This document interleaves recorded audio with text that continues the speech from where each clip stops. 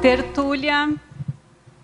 Meu boa tarde a todos. Hoje é dia 27 de novembro de 2013, é uma quarta-feira. Nosso verbete é de número 2854. Ele tem 6 páginas, 52 logias e 16 máximos. O tema de hoje é pré-cognição projetiva docente, da especialidade projeciologia, e ele foi redigido pela neoverbetógrafa de hoje, professora Nora de Rosso. A professora Nora é graduada em administração, é brasileira, natural de Cruz Alta, em Rio Grande do Sul, e voluntária da Conscienciologia desde 88, docente da Conscienciologia desde 96 e tenepsista desde 94. São muitos paraquilômetros rodados, tá certo? Bom, a pré-cognição projetiva docente é o fenômeno parapsíquico assistencial experimentado pelo docente de Conscienciologia quando avista, descortina, percebe, prenuncia, pressente, vê ou vislumbra evento futuro, por meio da projeção consciente, interrelacionando-o a cursos sob a responsabilidade pessoal e a otimização da TARES. Na pensenologia, o holopensene pessoal da interassistencialidade, o holopensene da projetabilidade lúcida, a autopensenidade da TARES pela docência, a retilinearidade autopensênica. Na fatologia, os cursos de conscienciologia promovendo o recim grupal, a identidade assistencial, a confiança nos amparadores, a abordagem cosmoética ao aluno no momento certo. A TARES traforista não carregando nas tintas os bastidores da assistência, o patamar assistencial do professor, as autoconvicções íntimas, a imperturbabilidade emocional nos atos assistenciais, a pré-cognição enquanto ferramenta pré-intermissiva antecipatória dos resgates extrafísicos pós-dessomáticos.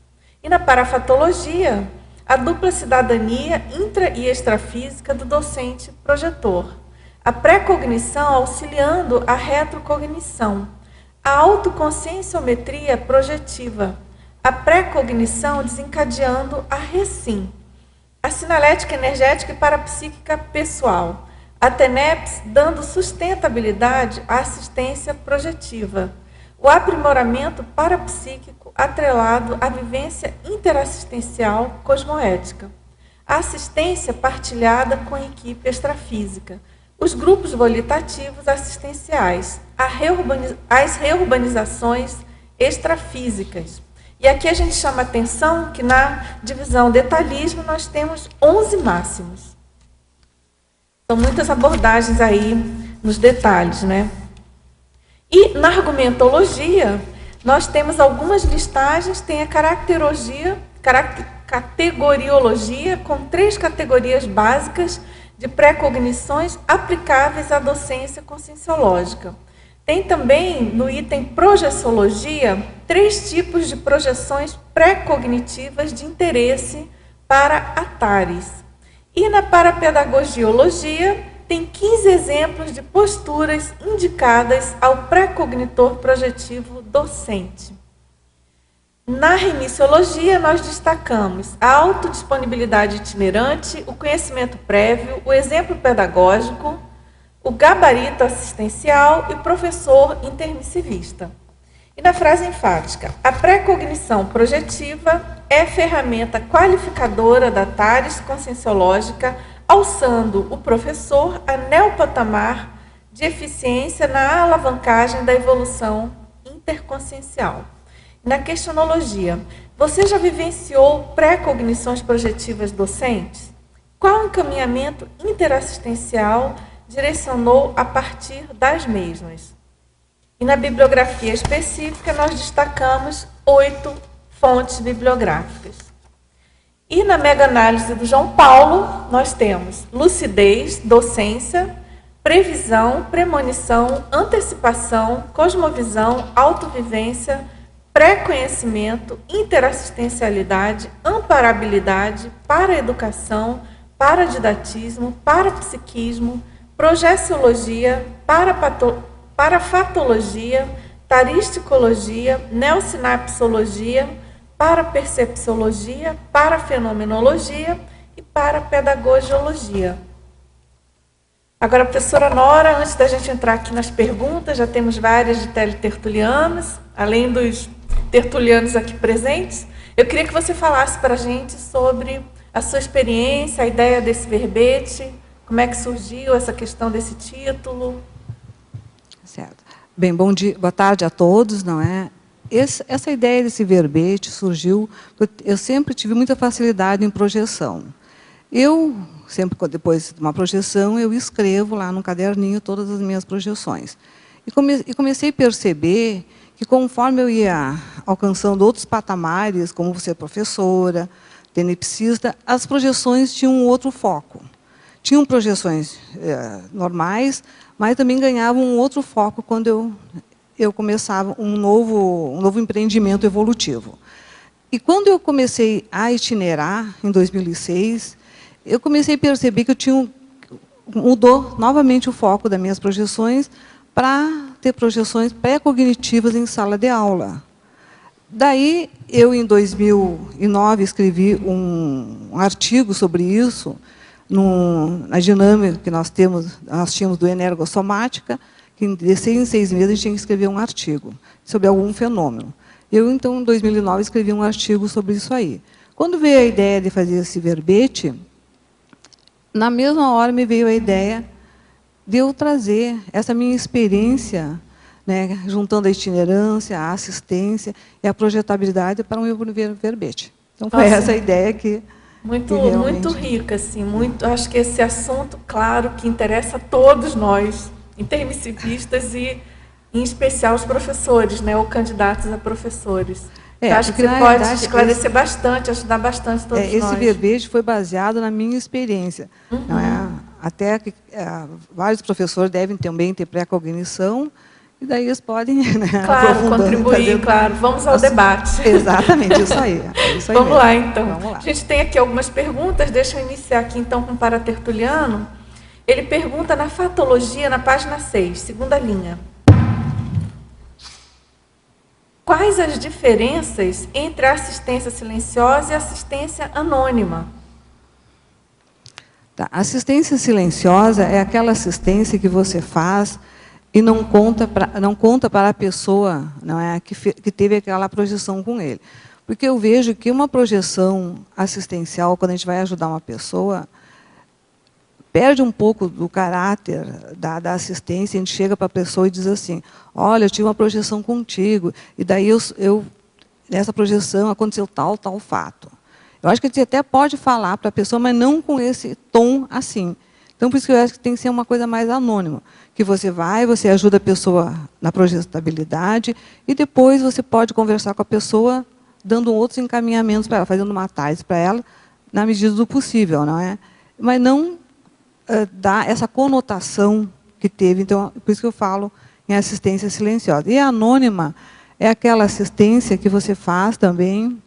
Às vezes você não sabe nem quem é a pessoa, não sabe nem o que a pessoa está passando, e depois passa o tempo, a pessoa vai dizer, eu estava passando por um período muito difícil de vida, assim, daí tu relaciona. Pô, então, foi aquela projeção que os amparadores, né, junto comigo, fizemos aquela assistência para a pessoa.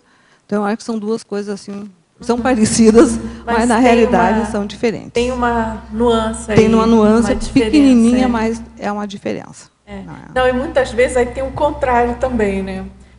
Assim, sim, nós nos colocando enquanto assistidos, né?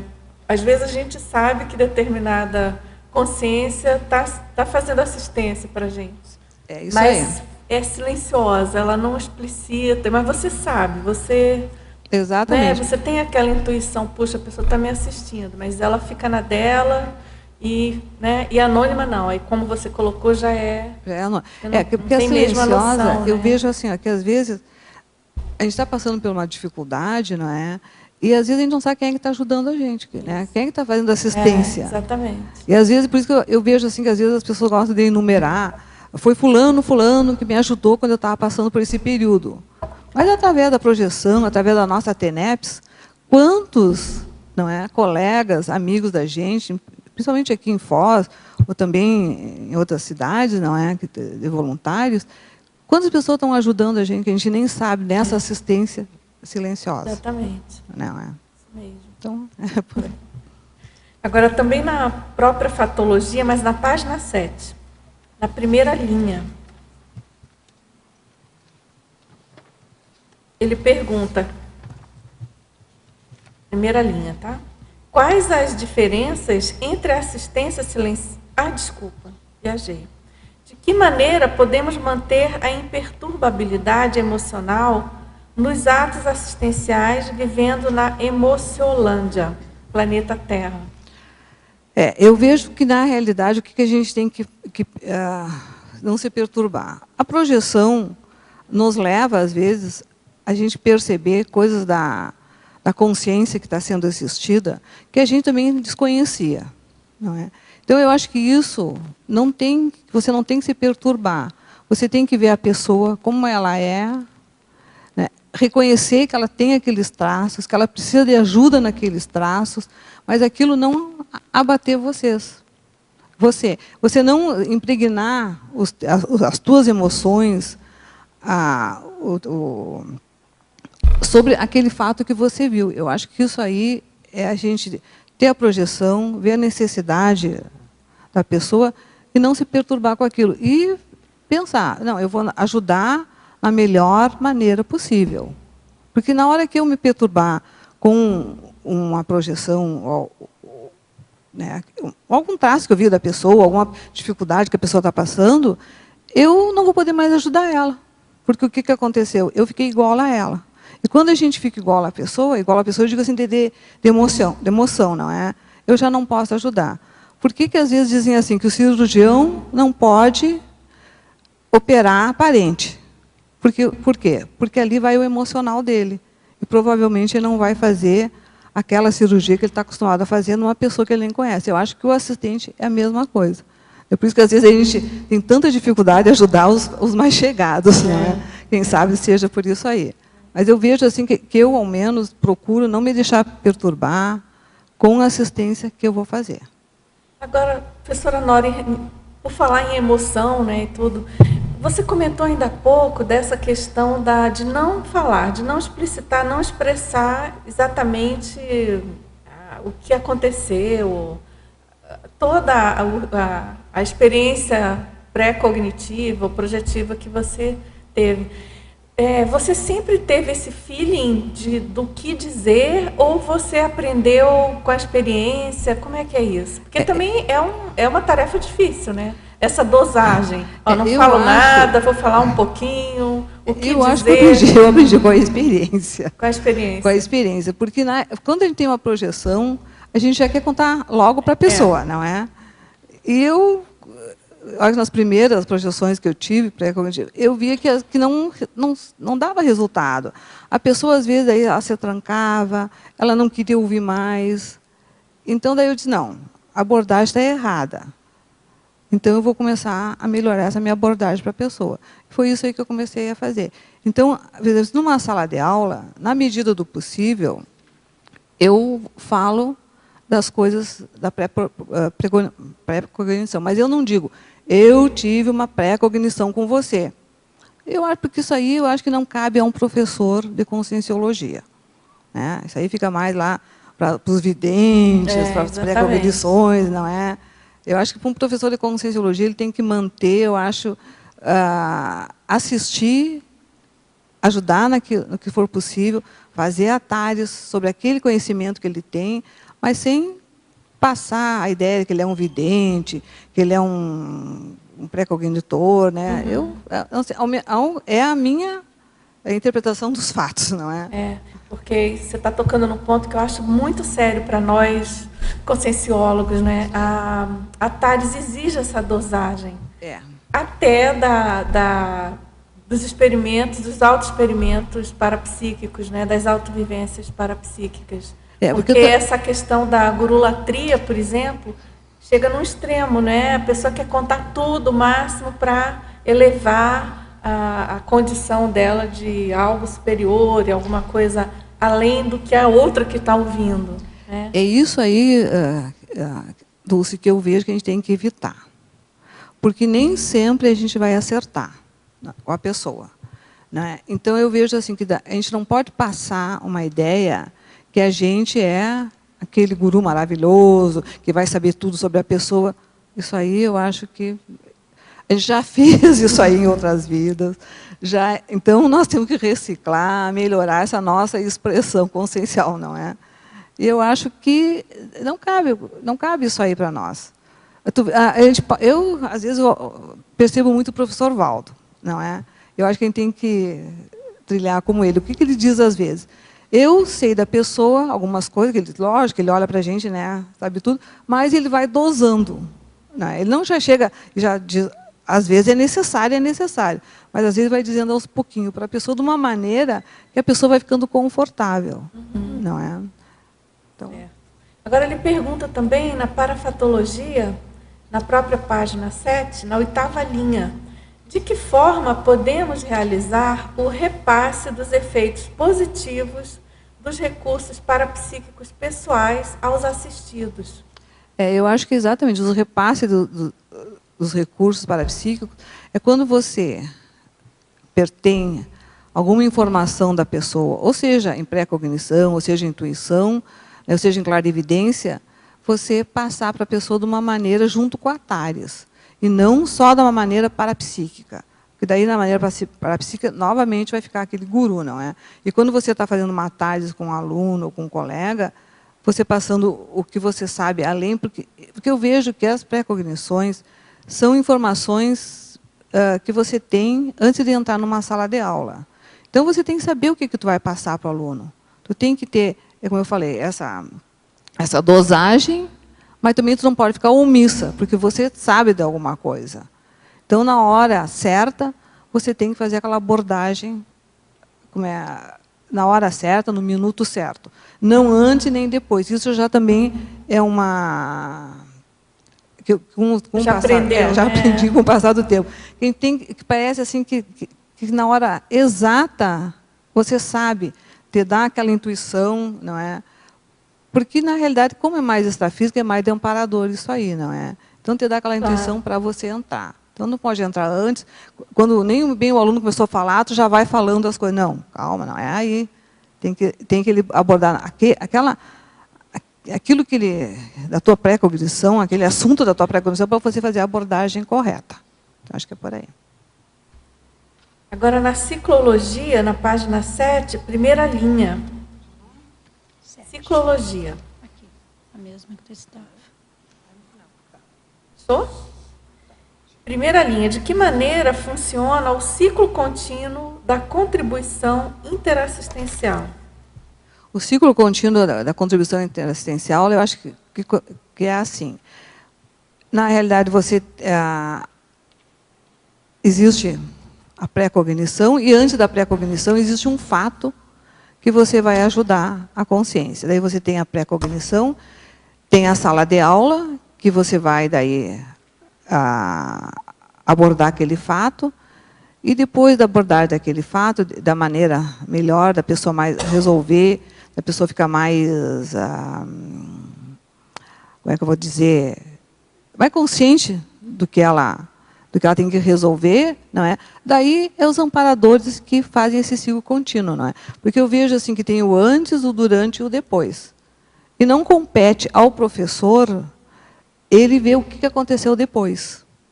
Terminou a sala de aula, terminou o curso, a assistência do professor termina ali. E daí é acompanhada pela equipe extrafísica. Então, é um ciclo contínuo. Pode ser que esse aluno, isso aqui é uma hipótese que eu estou lançando, que daqui a 2 anos, 3 anos, ele volte a fazer um curso e o professor tenha também uma pré-cognição, porque a assistência não é uma coisa que é só num período e termina, né? Então, é um ciclo contínuo de assistência. A gente sabe que você tem muita experiência e que você está falando tudo de cadeira, né? Então, a minha pergunta vai ser na página 7, em neossinapsologia. Você poderia falar de todas as neossinapses com exemplo para nós? Isso aí vai nos ajudar muito, se for Na página 7. Tá, entendi. Tu quer saber todas elas, né? As neossinapses oriundas das experiências projetivas docentes. Eu vejo que a projeção, ela abre a tua cabeça. Não é? Não tem como você vivenciar um fato extrafísico e continuar pensando igual do que você estava pensando. Não é? Então, eu acho que isso aí gera muita neossinapse e gera muitos novos conhecimentos através do extrafísico. Então, isso aí na primeira neossinapse, não é? Na segunda, as neossinapses geradas pelas projeções conscienciais lúcidas. Não é? Daí é outro tipo de projeção, que você pode ter N tipo de projeção, que tem lá na projeciologia, não é? E elas vão ter gerando também novos conhecimentos, novas neossinapses sobre assuntos adversos. Porque eu vejo assim, que às vezes a gente tem projeção educativa, né, que tu vai lá e assiste uma aula de extrafísica. Não tem como você voltar à mesma pessoa. Você volta com outros conhecimentos, com conhecimento mais aprofundado de algum tema. Que às vezes eu vejo assim, que tem tema que fica martelando na nossa cabeça, não é? Tem tempo, aquilo ali, como é que será, como é que não é? Passa um tempo, às vezes a gente tem uma projeção educativa sobre aquele tema, que daí vai te elucidar um monte de coisas. Então, eu acho que daí se forma mais neossinapses. Então, as neossinapses oriundas da prática parapsíquica do docente, que é toda essa prática aí, não é? Porque eu vejo que o professor docente, ele tem que ter parapsiquismo, que é a nossa teática, né? E também tem que ter projeção. Porque a projeção, às vezes, a pessoa acha assim, que a projeção é só para alguns. Eu acho que a projeção é para todos. Né? Eu falei que desde quando eu me conheço por gente, eu tenho facilidade. Mas teve uma época na minha vida que eu fazia laboratório de projeção. Eu queria descobrir outras coisas. Fiz um laboratório na minha cama. Eu tirava um dia, né, e deitava e tentava me projetar, porque eu queria sempre ter projeção de consciência contínua. Logicamente que a gente não... Isso aí é um desejo, um sonho de consumo de todo mundo, mas era isso que eu queria alcançar. Então, quando eu fiz esses meus laboratórios em casa, eu alcancei alguns, daí eu comecei a perceber qual era a melhor maneira que eu poderia sair do corpo com lucidez, se era, né, vamos supor, eu começava a ter todos os sinais precursores da projeção, e daí eu morava no 8º andar, então eu tipo, caía da cama. E quando eu caía da cama, eu já levantava. Foi uma técnica que eu usei. Então, eu vejo assim, que as pessoas que querem ser projetores, a gente também tem que suar um pouquinho, né, suar para conseguir essas projeções. Aí fala que evoluir não é fácil, né, gente? Tem que... mas isso aqui, projeção é só um... Depois, né, tem todas as reciclagens, aí tem que levar em eito, né? Tudo isso aí, senão... Agora aqui em binomiologia, na página 8. O segundo binômio, o binômio agenda intrafísica e agenda extrafísica. Você poderia falar um pouquinho para nós?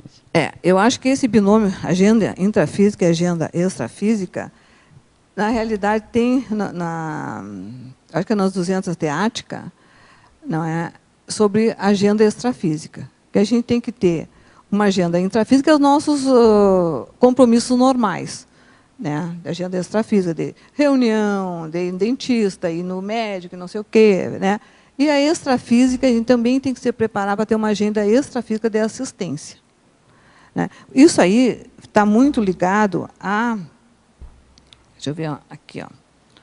A parafatologia, onde é que eu falo ali na primeira linha, que diz a dupla cidadania, intra e extrafísica. Eu acho que nós temos que ter, assim como tem pessoas que têm dupla cidadania, brasileira, francesa, brasileira, europeia, né, de outros países da Europa, a gente tem que ter a nossa cidadania intrafísica e extrafísica. E quando a gente começa a passar a ter agenda extrafísica, eu acho que daí a gente começa também a ter essa cidadania extrafísica. Porque daí os amparadores começam a contar com a gente para assistência. Valeu, obrigada. Nora Quinoa, aqui em cima. Parabéns pelo verbete. Na página 8, tem o Interaciologia. Eu gostaria que você falasse, por gentileza, é o terceiro item de cima para baixo, né? A interação dos fatos e parafatos.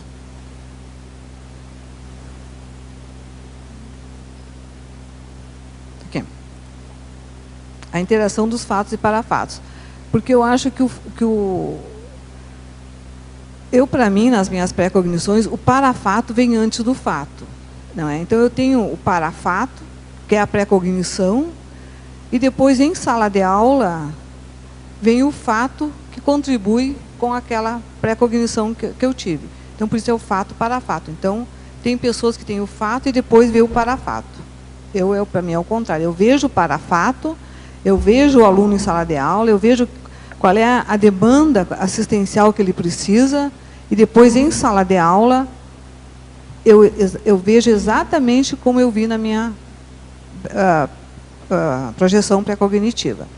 E daí, então, já é o parafato com o fato. Ok.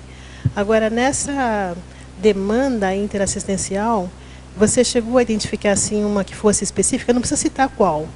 Mas, assim, teve uma que tem assim, se repetido mais vezes? Que se repete com mais frequência? Não, eu inclusive até, Marta, eu também tentei ver se tinha esse viés. Mas eu vejo que é conforme a demanda que o aluno precisa, não tem esse viés. Às vezes é um fato na vida da pessoa, às vezes é um traço da pessoa. Não tem, eu não poderia dizer que acontece mais assim e menos outro. Não, é de diversas maneiras. É como aquela consciência que precisa ser assistida, naquele momento, o que ela está precisando. É mais ou menos assim. Tá ok, obrigada. Tudo bem.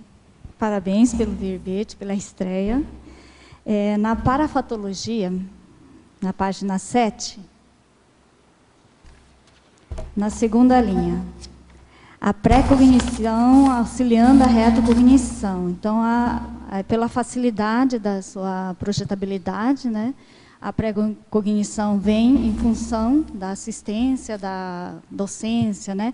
E a retrocognição, como que a gente poderia otimizar, ter mais, assim, ter uma retrocognição? Na realidade, eu coloquei isso aí porque já aconteceu umas 2 vezes. Está tendo uma pré-cognição sobre um aluno, sobre um fato, e ao mesmo tempo que eu estou com aquela pré-cognição, né, que eu estou vendo aquilo ali, parece assim que se abre, vamos supor, uma janela, né, e eu começo a perceber coisas de uma pré-cognição. Que daí eu às vezes fico na dúvida se é minha ou é do aluno. Não é? Porque é uma pré-cognição a partir de um fato assistencial. Então, eu vejo que essas pré-cognições geram, assim, por exemplo, vou te dar um exemplo bem que aconteceu. Tá? Eu estava tendo a pré-cognição sobre um aluno, sobre um traço dele, tá? Um trafar. Né? Da onde os amparadores acharam que era a melhor abordagem para ajudar essa pessoa. No momento que eu vi aquela pessoa e vi o que ela ia colocar em sala de aula, parece assim que abriu, como eu falo, uma janela, uma porta, alguma coisa, e eu vi uma cena na Rússia de uma mulher com o mesmo traço dessa pessoa. Então, é a pré-cognição que gerou uma retrocognição. E daí eu fico pensando assim, daí até eu levei para a hipótese que poderia ser eu nessa retro ou ser o aluno. Então, isso aí já me aconteceu 2 vezes de eu ter uma pré-cognição e depois se abrir uma coisa assim e passar para uma outra coisa. E eu sei que é uma retrocognição porque eu vejo a roupa. A roupa da pessoa é a roupa de época, o cenário é de época, então eu vejo que não é uma pré-cognição, não é a mesma pré-cognição, porque poderia ser a mesma pré-cognição do aluno tendo em várias abordagens para o aluno. Não, daí eu vejo que é uma pré-cognição, porque o cenário muda completamente. Interessante. Né? Eu também achei isso tive só 2 vezes, mas achei bom colocar, porque pode ser que tenha pessoas que tenha mais vezes. Ainda não tinha visto essa abordagem. E assim, então, a docência é uma ferramenta de qualificação da assistência que, então, facilita ou promove, né, essa possibilidade de um parapsiquismo mais avançado, né? Eu não sei se é um parapsiquismo avançado, né? Mas eu digo assim que acontece isso e que eu vejo assim que isso aí dá para tu levantar várias hipóteses. É do aluno, é minha. Daí, sempre, quando acontece isso, eu trago para mim. Não é? E daí eu vejo, espera aí, eu tenho aqueles traços, eu ainda tenho aquele traço. Não é? O que eu tenho que reciclar também naquele traço? Porque eu vejo também uma coisa assim, Keiko, se eu tive uma pré-cognição com um aluno sobre um fato de trafar, alguma coisa assim, é porque eu também tenho aquilo. Então, eu também procuro em mim. Então, eu também faço... Eu tenho que promover uma reciclagem também naquele traço. Porque eu vejo assim, que daí seria muito pouca teática se eu só pensasse, não, o aluno que tem isso, o aluno que tem aquilo.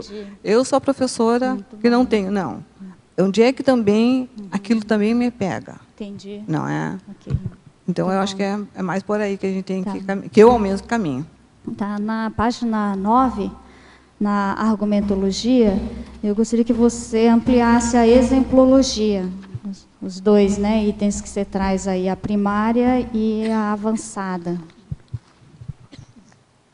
A primária, eu vejo que é essa pré-cognição que eu estou falando, é a pré-cognição projetiva docente, primária, a constatação antecipada de um evento reverberando na vida presente do assistido. Porque quando eu tenho essa pré-cognição, e depois eu vou para a sala de aula, e aquilo acontece, eu vejo que há uma modificação no aluno ali, naquele momento. Ele parece que se dá conta do que ele está fazendo, ou dos seus traços, ou do período difícil que ele está passando, ou da sua postura, ele se dá conta e, no mesmo momento, ele melhora. Não é? Depois, logicamente, eu não tenho mais como acompanhá-lo. E eu acho que essa segunda aqui, a pré-cognição docente avançada, é o sonho de consumo, não é? Que é a constatação antecipada do evento com desdobramentos previstos para as existências futuras do assistido. Eu penso que quem sabe isso aí é quando a gente é serenão, evoluciólogo, que a gente olha para a pessoa e vê, a pessoa tem esse fato, né, lá em tal vida, e isso aí reverberou em várias vidas e hoje concretizou com tal coisa. Então, eu acho que isso aí é o sonho de consumo de todos nós, de a gente saber, não é, o que aquilo ali vai reverberar na vida dele e das pessoas também que estão ao redor dele, que ele convive, para o benefício. Porque se é uma projeção pré-cognitiva assistencial, tem que ter um benefício. Concorda? Tanto para a pessoa, como para quem convive com ela. Então, eu vejo assim que, provavelmente, esse sonho de consumo, ele mudando alguma postura, algum traço, alguma maneira de pensar, isso aí ele vai levar para várias vidas, várias vidas. E a gente não sabe até onde vai isso aí. Então, o sonho de consumo nosso, eu acho que deve ser isso aí. Ver isso aí. Você quer perguntar? Oi. Na psicologia, a gente aprende que tem que fazer cara de paisagem, independente do que o paciente fale, né? E aqui na página 10, no item 9, isenção, você fala sobre a neutralidade.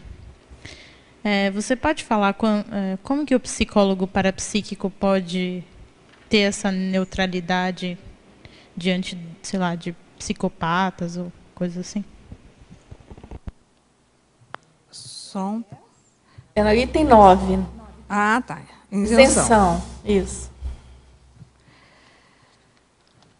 Na realidade, isso aí, tu fala que lá fazem cara de paisagem, não é? Eu vejo que a gente tem que fazer uma cara de paisagem quando a pessoa está se colocando. Porque você já sabe o que ela vai colocar, não é? Então, tu tem que deixar a pessoa colocar. Porque a partir do momento que a pessoa se coloca, é que os amparadores vão poder ajudá-la. Porque eu vejo que quando uma pessoa num curso, por isso em qualquer curso da Conscienciologia, o professor diz, tem que falar, tem que se colocar. E eu percebo que, se eu tenho uma pré-cognição sobre um aluno, e o aluno não se coloca, fica difícil acontecer o que os amparadores ajudem ela. E o professor, porque isso aqui eu estou falando do professor, não é? Eu estou falando, não é, da postura do professor, que tem que ter isenção. Então, a isenção, eu vejo que é essa, a gente não se colocar, olha, eu vi isso aí para ti, e também ficar com cara de paisagem olhando para ele, e ver a hora de você abordar, e deixar mais com a equipe extrafísica para fazer aquela intervenção. Mas, então, a pré-cognição ajuda nessa isenção? Você não se assustar com o que a pessoa vai falar, ou... Não, prepara, não de certo reagir, modo, né? A pré-cognição prepara Qualifica para possíveis ocorrências. Exatamente. Surpresas, né, entre aspas. Exatamente. Até vou contar uma pré-cognição, que essa aí eu acho que vai definir bem também esse verbete aqui. Eu comecei as duas, porque a gente começa a receber a lista de turma. No começo do ano, a gente recebe todas as nossas itinerâncias, né? E depois a gente começa a receber a lista de turma a partir do momento que o curso vai ocorrer. Então, uns 2 meses antes, eu comecei a ter uma pré-cognição. Aliás, eu até achei que era uma projeção, nem levei para pré-cognição. Que era assim, era um tumulto sempre. Eu acordava, que coisa estranha, é um tumulto, o que será que vai ocorrer? Passava 2, 3 dias, tinha outra pré-cognição um pouquinho mais lúcida, que era um tumulto. Às vezes eu chegava atrasado na aula. Eu entrava na sala de aula, estava todos os alunos e o outro professor, o curso já tinha começado. Pô, mas que coisa mais estranha isso aí. E anotava, né? Foi anotando uns 2 meses. Daí, quando chegou mais próximo, daí ficou mais clara a pré-cognição para mim. Às vezes, eu não percebo qual é o aluno que eu tive a pré-cognição. Às vezes, eu percebo o aluno, não é mais ou menos a sala, mas, às vezes, eu não percebo nada disso, eu percebo apenas o fato. Daí, quando eu cheguei na sala de aula, chegamos no horário, não é? Eu comentei com o professor disso aí, o professor também comentou algumas coisas que ele tinha percebido. Entramos na sala de aula, o curso transcorreu tranquilamente. A uma certa hora do curso, um aluno levantou, começou a falar e disse assim, eu estou pensando, eu não sei o que eu estou fazendo nesse curso aqui, e eu acho que eu vou embora.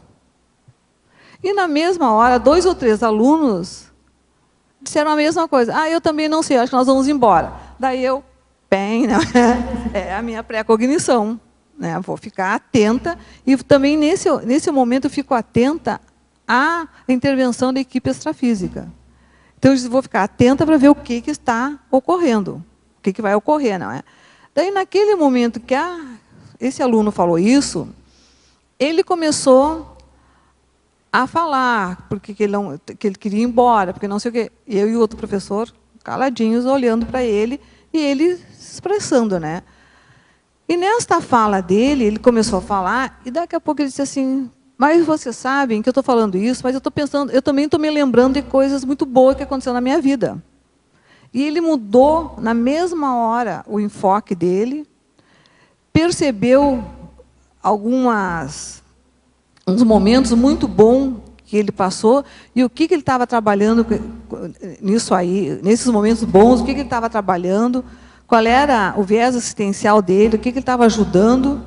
E, naquele momento, ele modificou toda a fala dele, e ele modificar a sua fala, ele modificou a fala dos outros também. Daí os outros disseram, eu também estou pensando em alguma coisa. Pô, isso aí é uma intervenção da equipe extrafísica.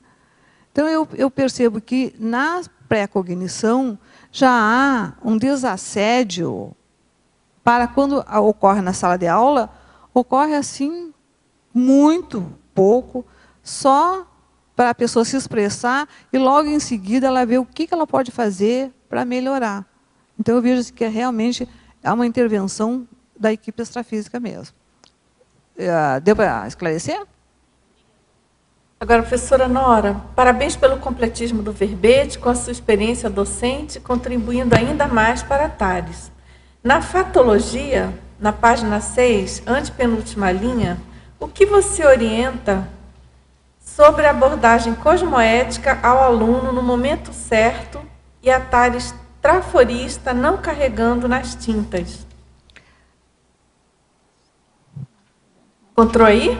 Sim, encontrei. Tá? A abordagem cosmoética ao aluno no momento certo. Que eu vejo que a gente não pode atropelar o aluno. A gente tem que ter paciência para, no momento certo, fazer a intervenção naquilo que a pessoa está falando. Porque, às vezes, a gente... Esse fato que eu contei anteriormente, se logo no início ali, que a pessoa falou, eu quero ir embora, eu fizesse uma intervenção, eu não ia ajudá-la. Eu ia, ao contrário, só deixar a pessoa mais irritada e a pessoa realmente ia embora. Então, no momento certo, foi que a gente abordou. Então, eu vejo assim, que o professor, ele tendo pré-cognição ou não tendo pré-cognição, ele tem que ver qual é o momento certo de abordar o aluno, para o aluno entender o que ele quer dizer. E a segunda ali, a TARES traforista, não carregando as tintas, é que eu vejo que a gente tem que trazer o melhor do aluno. A gente tem que ver o que ele tem de melhor, qual é os seus trafores, para ele melhorar. A gente não pode, num curso, só trabalhar com os trafores da pessoa. Senão a pessoa vai sair, né, no final do curso, começa a se carregar demais para a evolução. Né? Exatamente. Então, eu vejo assim, que a gente tem que trazer os trafores da pessoa, o que a pessoa tem de bom, para ela, com os seus trafores, trabalhar com o trafar, para melhorar o trafar. Porque, senão, a gente, pessoal, não trabalha só com o que tem de ruim. A gente tem que ter alguma coisa de bom. E, às vezes, a pessoa ali, quando começa a falar, a pessoa não percebe a riqueza que ela tem em alguma área. E aquilo ali que eu acho que o professor, naquele momento, tem que botar para cima e ela perceber que ela tem aquilo. Agora, na parafatologia, você quer falar, Aide? Pode continuar.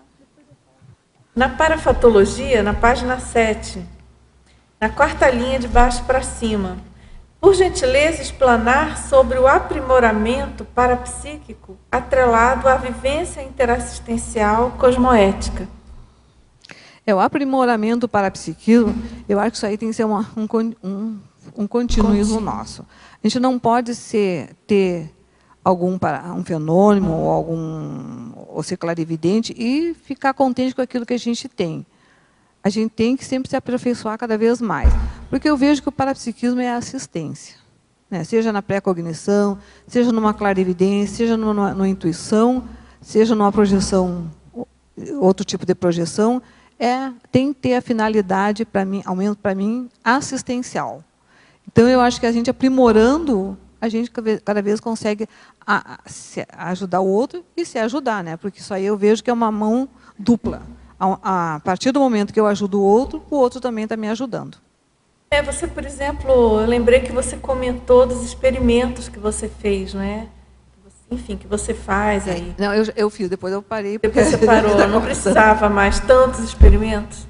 Mas, enfim, pela própria intensificação da vivência, talvez. Mas, enfim, a minha pergunta dentro dessa pergunta que ela fez, você observou a incidência de maior êxito nos seus experimentos quando eles se dedicavam especificamente a alguma assistência pontual, alguma aula, algum curso? Você chegou a fazer esse planejamento? Não, esse experimento eu fazia sem essa intenção. Tem esse objetivo. A minha intenção era de melhorar a minha projetabilidade. E quando eu fiz esse experimento, né, foi uns 6 meses, 7 meses, eu realmente passei a ter muita lucidez nas projeções. E até ter várias projeções de consciência contínua. Depois, a gente para com o experimento, começa a se dedicar às outras coisas, as projeções daí ficam mais, né, esporádicas, exatamente. Não é com tanta mais frequência. Agora, a Aide, pode falar. Acho que você precisa de um outro microfone aqui, depois a gente pede. Na trinomiologia, primeira linha. Achou trinomiologia? Página 8. O trinômio pré-cognição projetiva extrafísica, a assistência, amparo funcional. Você percebe se o amparo funcional é sempre o mesmo, vem de você para o aluno, ou é do aluno em relação a você? Como é que funciona? O aluno tem amparo ou é você que tem o amparo? Eu percebo, às vezes, que o amparo é meu, que eu seria a professora do curso, para o aluno, e em outras ocasiões eu percebo que o amparo é do aluno e não meu. Então, isso aí eu vejo que também... Como é que pode fazer a diferença, assim, para a gente poder entender melhor? Como é que tu sente isso? Eu sinto assim, vamos supor assim, ó, porque a gente tem essas energias dos nossos amparadores, não é? Então, quando eu vejo que ocorre uma pré-cognição e percebo, é uma troca-troca dele, e percebo que as energias aquela conhecida do amparador que eu conheço na projeção, eu percebo que é minha para ele. E quando eu percebo que a energia não é tão conhecida minha, eu denoto que é do amparador do aluno. Agora, Nora, tem uma outra pergunta aqui, dessa questão dos fatos. Na principiologia, na última linha, na própria página 7, ela pergunta, pede que você, por favor, comente sobre o princípio de não brigar com os fatos. Aqui. Tá. O princípio de não brigar com os fatos. É porque, às vezes, eu vejo assim, ó, que a gente quer que aquele fato seja como a gente quer. Não sei se vocês me entendem. A gente quer distorcer os fatos. Não, é mais ou menos distorcer. Então, eu vejo assim, quando a gente tem uma pré-cognição e a gente vê os fatos claramente, então tem que brigar com os fatos. Não, quem sabe não é assim. Quem sabe poderia ser um pouquinho melhor, ou quem sabe não poderia ser daquela maneira. Acho que a gente não pode brigar com os fatos. A gente tem que ser realista, eu vejo numa hora dessa. A gente tem que ver qual é o fato, onde é que eu tenho que intervir, o que eu tenho que ajudar. Então, isso para mim é não brigar com os fatos. E eu vejo até que em outras projeções também, a gente tem que ser autêntica naquilo que a gente escreve. Porque não botar as nossas emoções na nossa projeção. Às vezes a gente tem uma outra projeção que não seja pré-cognitiva, não é? E a gente quer colocar, não, mas foi assim, aquele dia estava maravilhoso, cheio de sol, e na pré-cognição era uma tempestade horrível, ou na projeção. Então, a gente tem que ser fiel àquilo. Então, eu acho que esse princípio aqui, isso aqui que eu coloquei, não é? É um princípio, é um princípio. É exatamente assim. Quer perguntar? Oi. Eu queria saber, no seu caso pessoal, a questão da pré-cognição, né, docente, ela hoje já é assim, um modus operandi seu docente, ou ela ainda é algo mais eventual? Como que funciona isso na prática para você? Eu vejo que é conforme a necessidade extrafísica. Tá? Eu não comando uma pré-cognição. Quando eu olho lá uma lista de turma, eu não digo assim, não, eu quero ter uma pré-cognição com este aluno. Isso aí não funciona. Não é?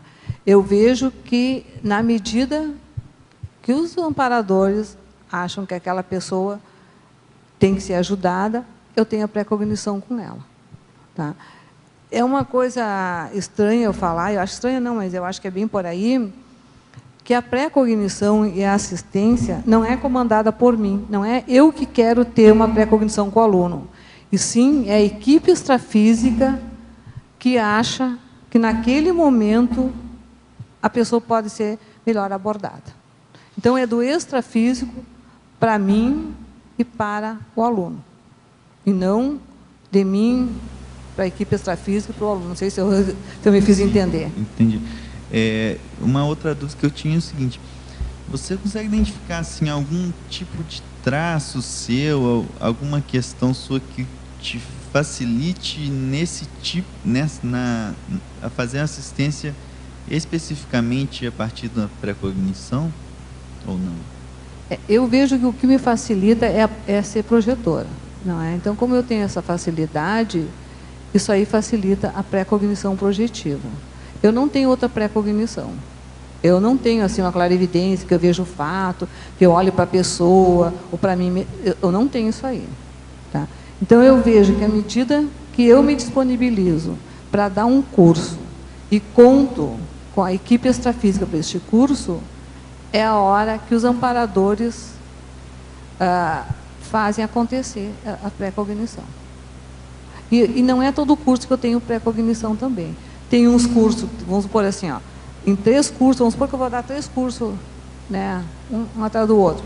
Às vezes eu não tenho pré-cognição com ninguém. Às vezes eu tenho, para os 3 eu tenho pré-cognição. Às vezes eu tenho com um só, está entendendo? Então eu vejo que é muito mais da equipe extrafísica do que propriamente eu que queira provocar as pré-cognições. E outra coisa também que eu queria perguntar, você comentou assim, você ter uma pré-cognição com o aluno, né? E ele não se expõe, não dá a cara no curso, né? Fica na deles, não consegue concretizar aquela assistência. Eu queria que você comentasse um pouco isso, se você já percebeu isso mais de uma vez. Não, eu até não percebi, que eu vejo assim, que em uma hora a pessoa vai falar sobre aquele assunto da pré-cognição. Tá? É como eu falo, vamos supor assim que o curso seja de 2 dias. Tá? Eu dou diversos cursos, de 3 dias, 2 dias, né, conforme o curso é. Vamos supor que o curso seja de 2 dias. Tá? No primeiro dia, tranquilo, né, não ocorreu nada. Daí eu fico pensando, não, então essa pré-cognição não é deste curso, não é? Mas daí eu vejo que no segundo dia, a pessoa, que às vezes ficou calada no primeiro dia, ou falou pouquinho, ou não se expressou muito, já chega na sala, já se expressa naquilo que eu digo, pô, é aí mesmo que é a pré-cognição que eu tenho que intervir em tal, ou, não é que eu digo assim, eu tenho que intervir no meio, no início da fala.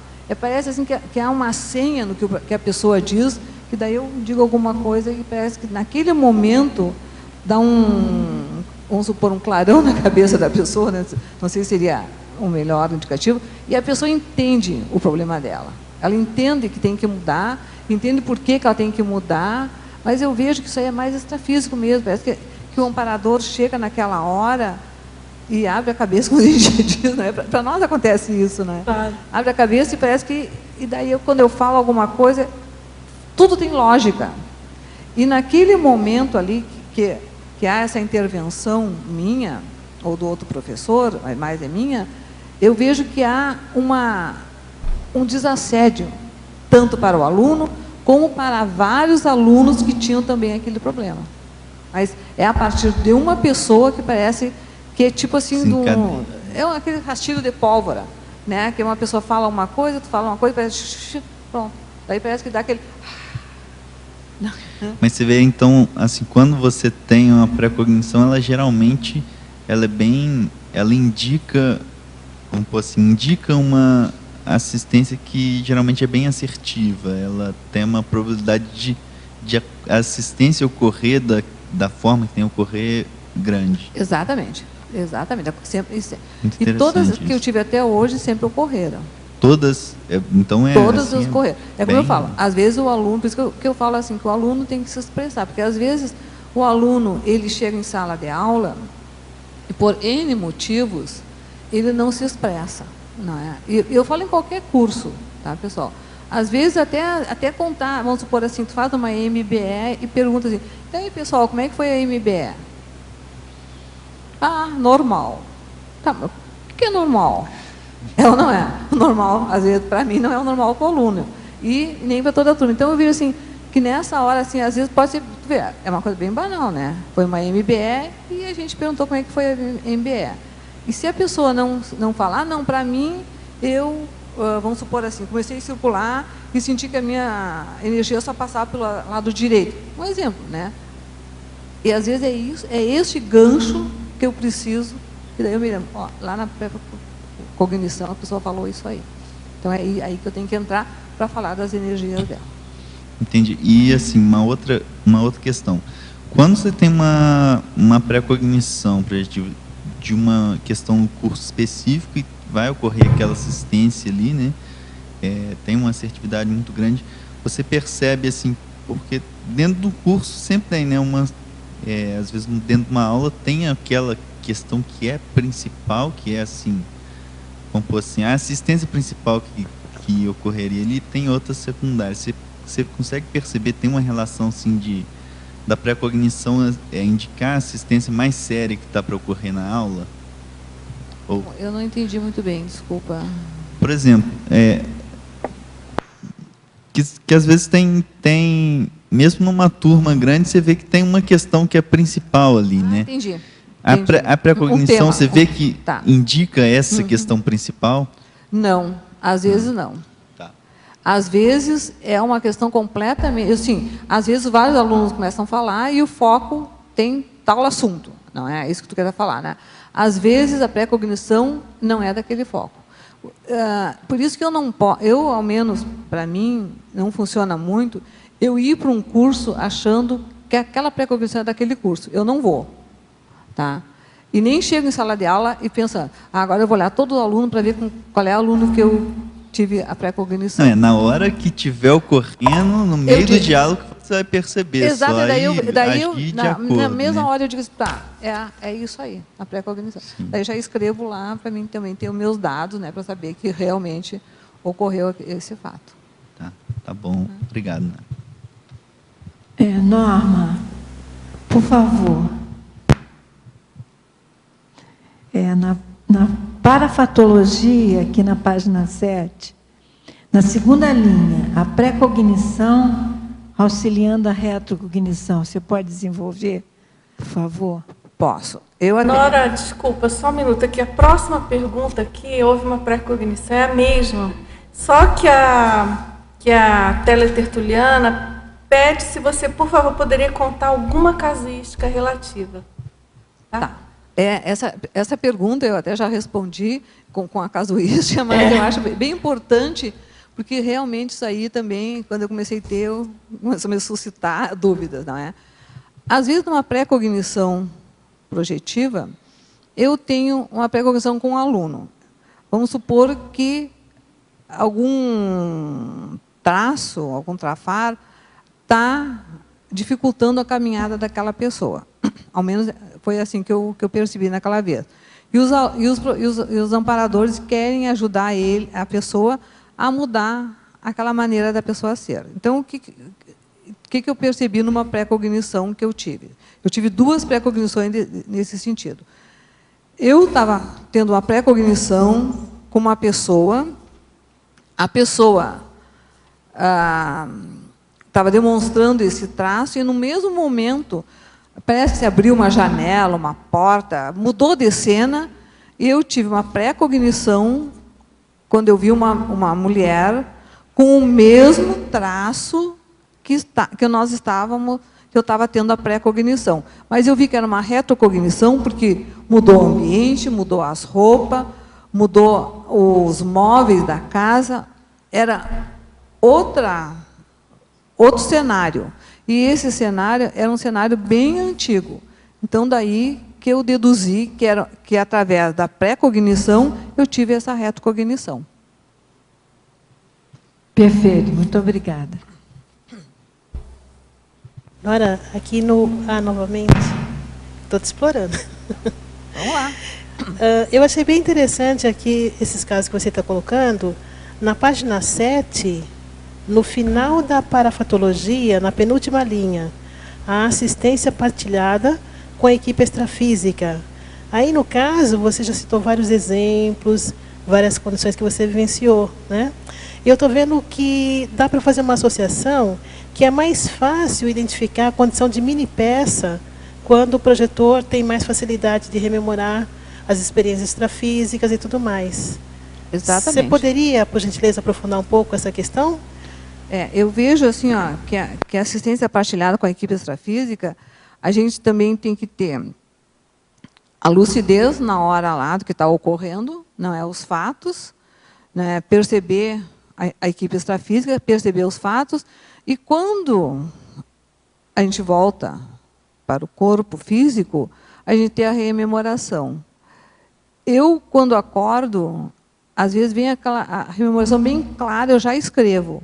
Porque depois, se eu penso assim, não, vou escrever daqui a pouco, ou eu vou tomar café, ou vou fazer não sei o quê, depois vou escrever, eu tenho mais dificuldade para rememorar. Para mim tem que ser na hora.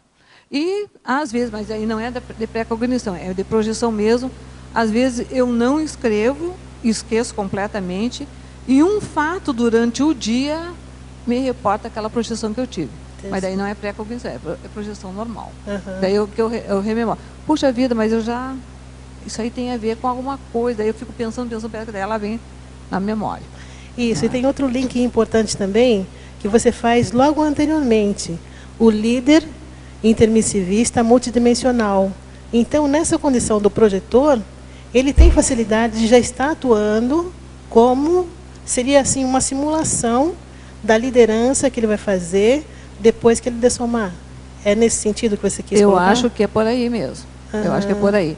Eu acho que a gente é aprendiz de líder multidimensional, por enquanto. Tá, ok. Mas um dia vamos querer chegar lá, não é? Ah, com certeza. Todos nós. Parabéns, então.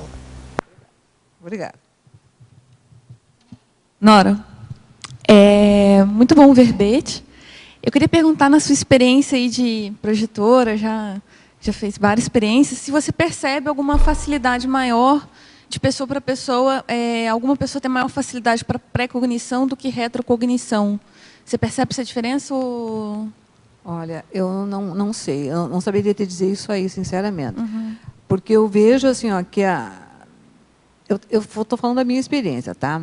Eu tive uma época que eu tive retrocognição, né, sobre a minha pessoa. E depois parou, nunca mais tive, não é? E eu vejo assim que isso aí, eu acho que é de pessoa para pessoa. Sinceramente, não saberia dizer se a pessoa tem mais facilidade. Quem sabe a pessoa tenha mais facilidade para ter retrocognição, se ela começar a estudar mais, se inteirar mais, ler mais sobre isso aí, né, querer saber mais da sua vida, provavelmente daí ela vai ter mais pré-cognições. Pré-cognição não, retrocognição. Não é? Tudo eu vejo assim, que vai do interesse do projetor. Né? Se você quer, vamos supor assim, não tenho projeção, quero ter projeção. Então, eu vou ter que começar a ler livro de projeção, eu vou ter que começar a aplicar técnica projetiva, tenho que fazer laboratório, vou fazer curso que propicie cada vez eu ter mais vivências projetivas. Né? Então, a minha vida vai ser em torno daquilo ali. Daí eu vou conseguir me projetar. Então, eu vejo que a retrocognição provavelmente também é por aí mesmo. Né? A pessoa começa a entrar muito nas suas retrocognições, entrar muito no seu passado, começa a ler. Né? Tem até aquele filme, em algum lugar do passado, não sei se você viu. Não. É um filme que ele arruma todo o quarto de hotel para uma época. Daí ele deita e tem retrocognição naquela época que ele quer acessar. Assim, é um filme bem interessante. Eu acho que é assim mesmo. A gente vai para o laboratório de retrocognição, né? Na sua casa, vamos supor que tu quer ter retrocognição com a China, daí bota várias coisas da China, né? Porque daí tudo isso aí propicia para... Né? Tu forma um holopensene propício para você ter retrocognição. Tá joia. Acho que é por aí. Não? Só mais uma pergunta. Na última linha da fatologia, na página 7, a pré-cognição enquanto ferramenta pré-intermissiva antecipatória dos resgates extrafísicos pós-dessomáticos. Você podia falar um pouquinho mais? De repente, uma casuística sua, não sei. Não, eu acho que é assim, isso aqui eu coloquei pensando na pré-intermissiologia, né, que o professor está falando aí, e eu vejo que, quem sabe, isso é uma hipótese que eu levanto, quem sabe essa pré-cognição já também seria faz parte de alguns resgates extrafísicos que eu tenho que fazer. De repente, já identificar um padrão de assistência daquele grupo que a gente vai resgatar. Exatamente, aquele grupo que eu trago. É isso aí. Né? Ou até de pessoas, quem sabe, porque essas pessoas que né, com a pré-cognição eu ajudo, eu não sei quem elas foram. Porque alunos que estão ali, às vezes eu vejo, se tornam voluntários, às vezes eu nunca mais vejo a pessoa, não é? Mas provavelmente já tem alguma coisa a ver comigo, né? Não fui eu que tive a pré-cognição. Né? Então, eu botei ali, até para chamar a atenção, e a minha atenção também, que né, é uma hipótese que a gente tem que levantar. Não Agora, é interessante pensar nesse caráter pragmático da pré-cognição, no caso, para assistência, né? Diante da sua pergunta até, da comparação retro e pré. Né? É claro que quanto mais se conhece do todo, melhor e tal, cosmovisão, mas em termos assistenciais, os amparadores estão visando realmente o aqui e agora, né, multidimensional, necessário e possível, passível de ser feito assistência. Né? Então, daí eu acho realmente muito importante essa sua vivência, essa sua colocação. Eu acho assim, que até a pré-cognição é muito importante para a pessoa saber quem foi, e também ver até os seus traços, né? Se eu fui lá, não sei quem. Qual é a história até às vezes não importa tanto, e sim qual é os traços que a pessoa tinha naquele momento. É o presente, né? Também que estava presente. Se caracteriza, configurando agora no presente. Hoje, qual é os traços ainda que eu tenho? Às vezes a pessoa vai olhar, é a mesma pessoa, só mudou de corpo físico. Daí está na hora de reciclar. Daí sim, daí tem que fazer uma reciclagem mais profunda, né? Porque senão a gente fica muito perdida no passado, né? A gente tem que olhar o presente. E o que eu vejo também, Dulce, é que hoje a assistência, o mundo precisa de muita assistência.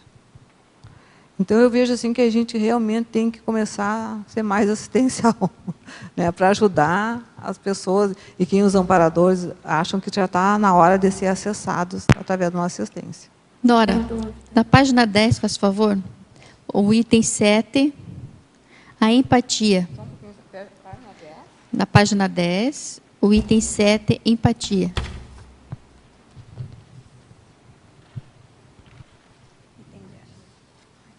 Empatia. Tá um pouquinho. Tudo bem. 7, tá. Empatia. É que eu vejo que o professor tem que ter empatia para entrar em sala de aula.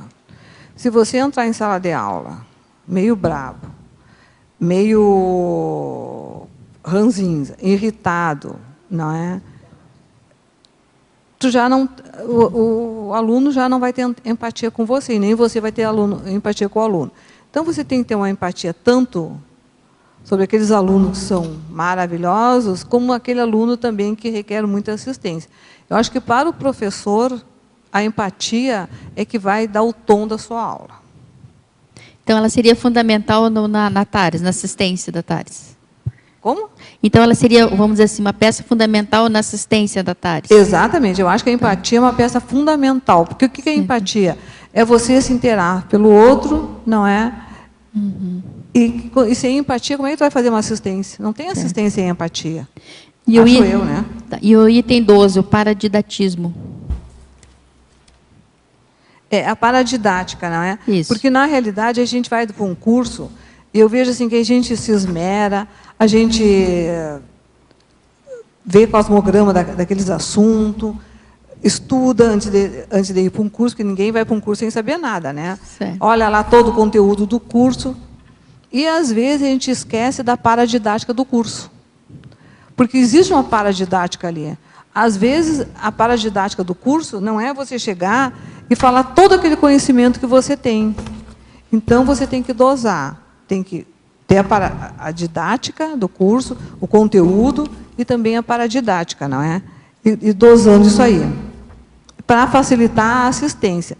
Porque, quando a gente começa a dar aula, eu acho que não sei se ocorreu com todos vocês, a menos comigo ocorreu, a gente quer só chegar lá e dar todo o conteúdo que a gente tem, receio de não saber as coisas, receio que o aluno acha que a gente não sabe nada. Então, a gente se enche de conteúdo, não deixa nenhum aluno abrir a boca, o aluno vai abrir a boca, a gente não deixa, Mas, pessoal, isso aí está tudo nos livros, o aluno também pode estudar.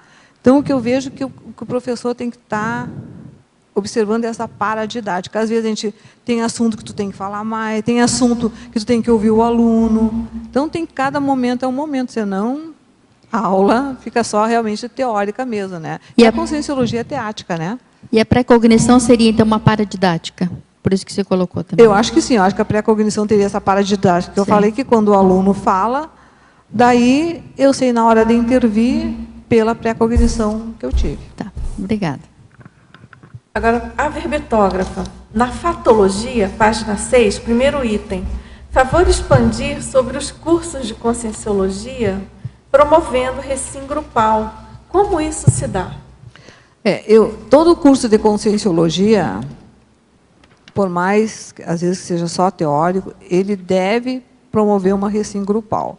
Porque o professor deve instigar o aluno algum momento do curso para ele se observar. E na hora que ele começar a se observar, ele vai ter alguma recim. E às vezes essa recim que o aluno tem, ou essa intenção de reciclar, porque no curso ele recém descobriu o que ele precisa reciclar. Ele falando, às vezes aquilo ali reverbera nos outros alunos. E até, às vezes, até no professor. Porque eu, às vezes, nos cursos, quando um aluno fala de algum assunto, eu primeiro vou olhar para mim, se eu tenho aquele assunto resolvido. E, às vezes, a gente é humana, como qualquer aluno, não é perfeito, não chegamos a ser não ainda, a gente percebe que aquilo ali também não está resolvido na gente. Eu tenho uma didática, né? Eu anoto num caderninho e depois, na segunda-feira, quando eu retorno, eu vou dar uma olhada, vou me aprofundar sobre aquilo ali. E quando eu vejo que aquilo ali está bem resolvido em mim, não é? Eu digo que é ótimo, que isso aí eu já é algum item que eu já resolvi. Então, eu vejo que isso aí dá essa recim grupal no curso. Porque não tem como um aluno passar um final de semana, ou sexta, sábado e domingo, tendo um curso e sair o mesmo, né? Daí é porque não aproveitou nada, né? É isso aí? Acho que está ok, bem claro. Você quer perguntar? Queria, ainda no mesmo sentido, na efeitologia, na página 7, o primeiro efeito, o efeito cascata das recins na vida discente. Na efeitologia? Sim. Isso. O primeiro efeito. Então, só um instantinho. O efeito cascata das recins na vida discente. Tá, esse efeito cascata, eu vejo assim, que a pessoa ali, no momento, ela foi ajudada pela equipe extrafísica. Este efeito deve, provavelmente, isso aí é uma hipótese que eu também faço, né?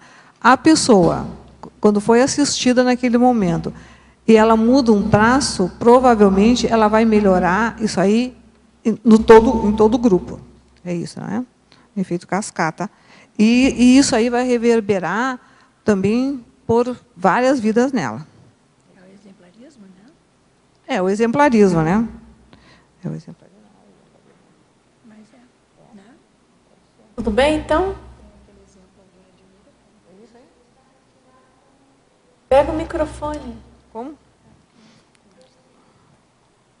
Este efeito acaba por estar interligado com o item que foi questionado anteriormente com os cursos da conscienciologia, promovendo recim grupal. Isso aí. Ok. Mais ou menos. É o efeito. Eu não sei. Agora, a professora Nora, na fatologia, página 6, terceira linha.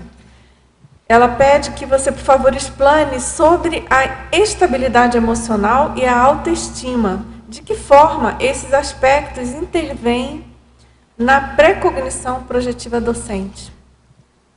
Eu vejo que a estabilidade emocional é você ver o fato, aquele fato não tomar conta de você e você não ficar emocionado com aquele fato. Por mais que, às vezes, você está passando por um momento parecido com aquilo, ou já passou por um momento parecido com aquilo. Não deixar que o teu psicossoma fale mais alto do que a tua experiência. Então, eu vejo que você tem que frear essa emoção, não é? E a autoestima, eu acho que a gente tem que ter uma autoestima para fazer assistência. A assistência a gente não faz com baixa estima, a gente tem que ser ousada, a gente tem que ter uma coragem consciencial. Então, eu acho que a autoestima, ela vem nesta confiança que a equipe extrafísica tem em você, que você vai dar cabo de uma tarefa. Então, isso aí aumenta a nossa autoestima.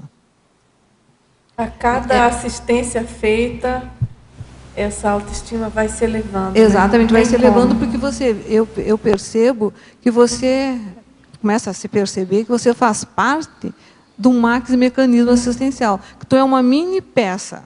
Tu é só uma pessoa que vai entrar ali numa sala de aula, ter uma convivência com a pessoa por 2 dias, 3 dias, depois tu nunca mais vai ver a pessoa.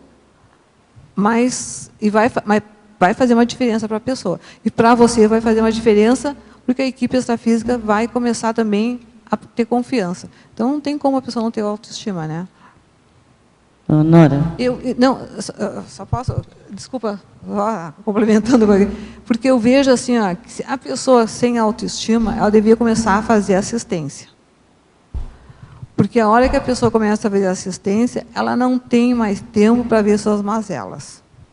Né? Logicamente, a gente tem as coisas iguais, a gente tem as assim, que tem que fazer, a gente já não fica mais tão focado egocentrado no ego.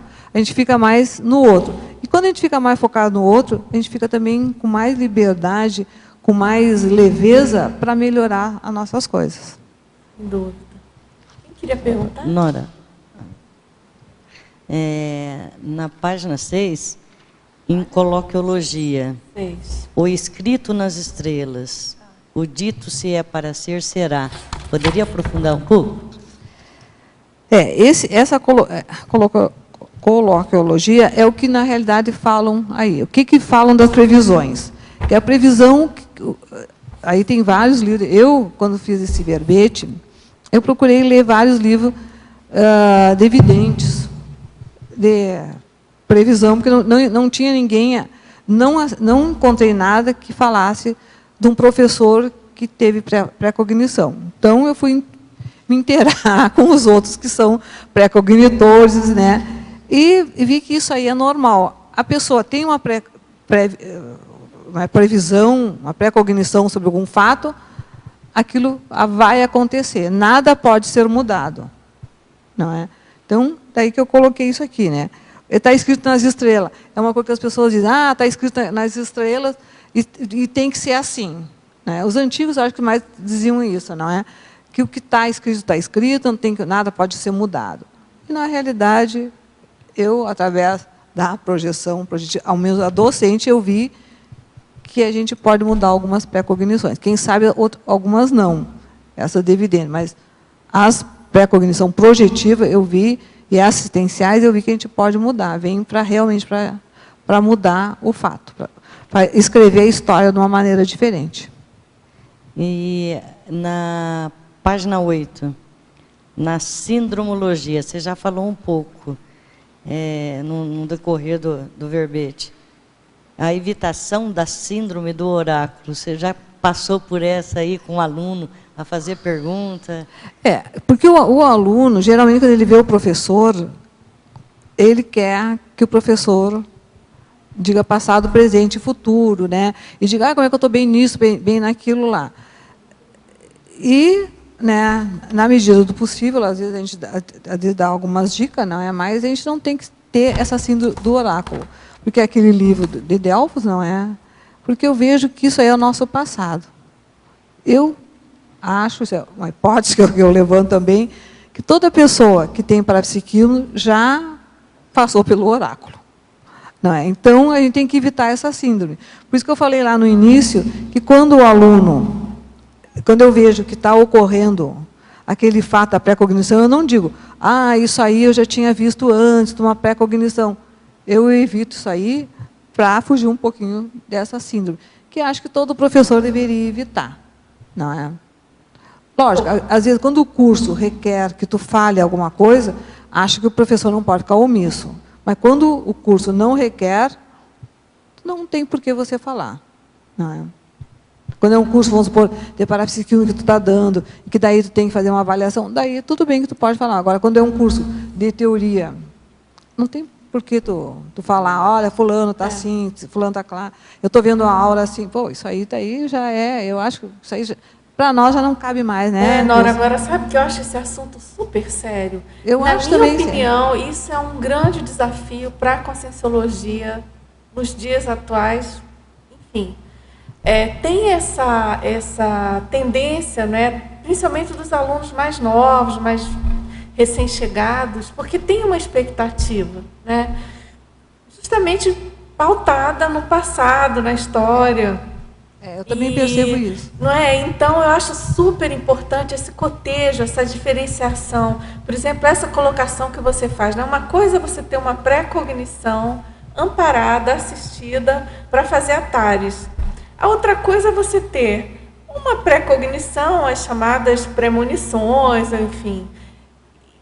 Sabe-se lá com quais objetivos ou com quais intenções, e sem essa lucidez de tares, mas o que é mais comum ao longo da história, não é? Com a tentativa de fixar algum tipo de imagem de santificação, de guru, enfim, que é hoje uma imensa realidade da população, ainda busca isso, né?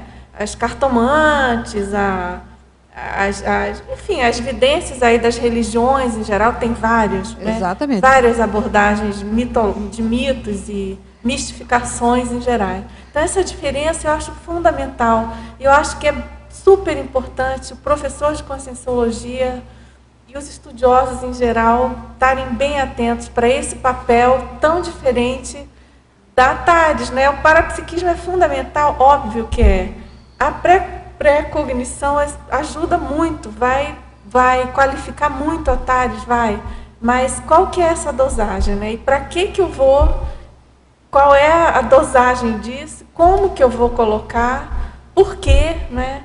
Então, eu acho bem importante. Tu sabe, eu vejo aí que entra muito a nossa intencionalidade. Isso. Porque se a nossa intencionalidade é apenas ego, de achar que o professor é o tal lá na sala de aula, só porque é professor, o professor está tentando uma roubada. Desculpa a expressão meio chula minha.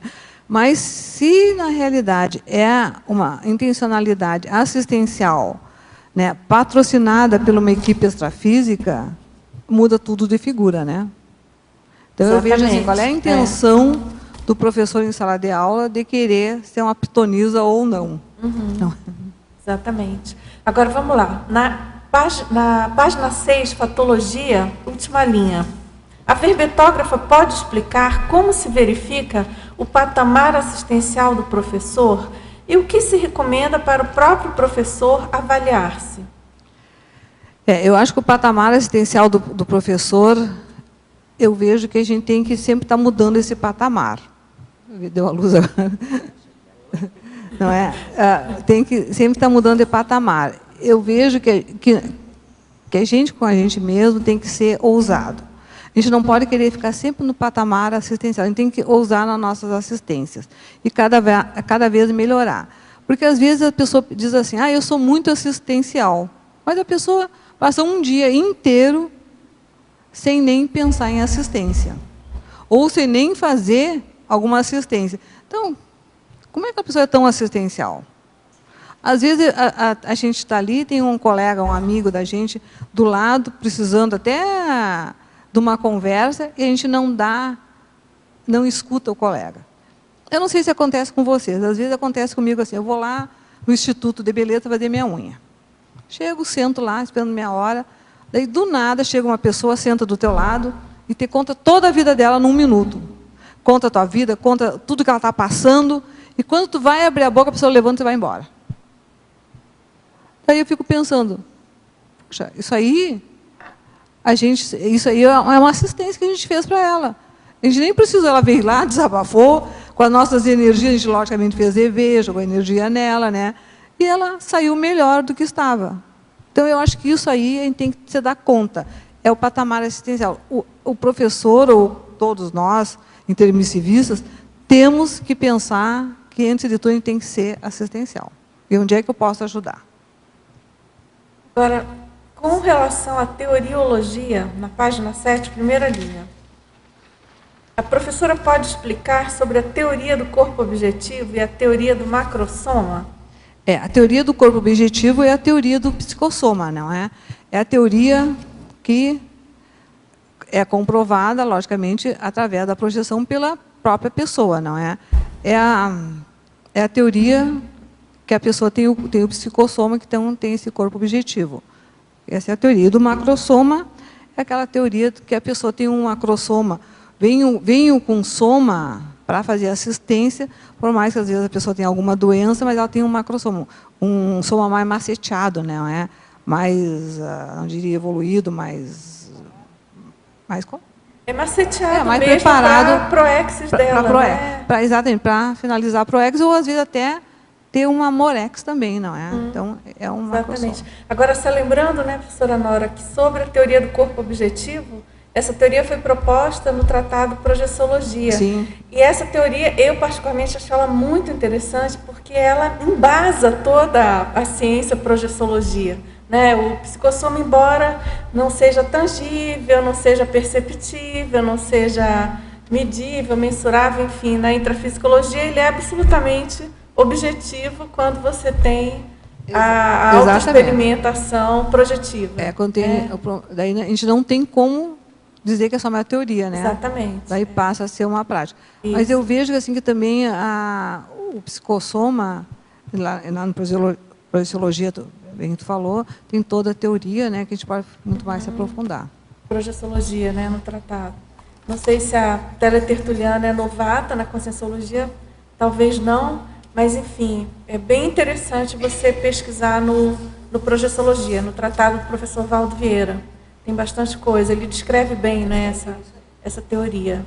Agora, também em paradoxologia, na página 8, a verbetógrafa pode, por favor, explanar sobre o paradoxo de melhoria individual poder reverberar na melhoria de todos? Esse paradoxo, na realidade, é quando qualquer um de nós melhora, isso aí reverbera em todo o grupo, em todo o nosso grupo karma, em todos os nossos grupos de amigos. É um paradoxo por quê? Porque você acha que está se melhorando só para você. E quando você melhora, daí entra o exemplarismo, não é, Dulce? Porque quando eu começo a melhorar, eu tenho mais exemplarismo nas minhas ações. E esse exemplarismo que faz as pessoas acharem que eu estou melhor e ela também começa a melhorar também. Bom, às vezes eu também vejo que quando a pessoa começa a melhorar, a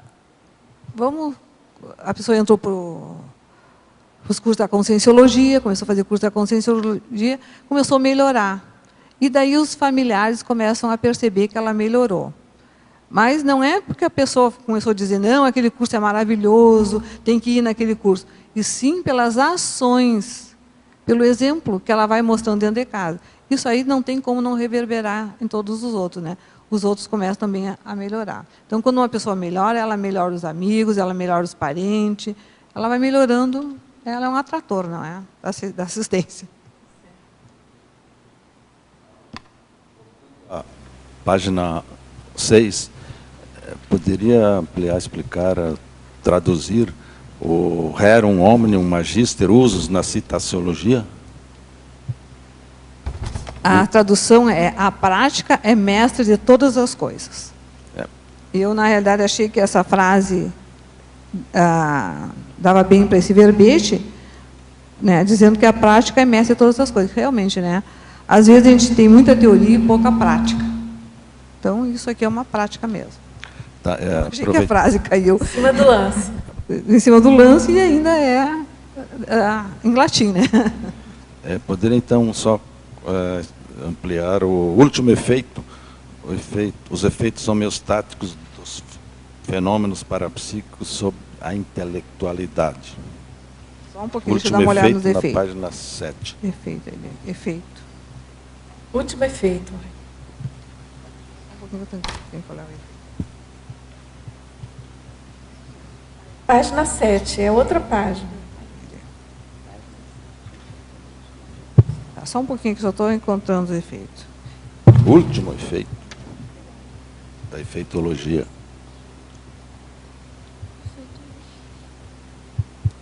Os efeitos homeostáticos dos fenômenos parapsíquicos sobre a intelectualidade.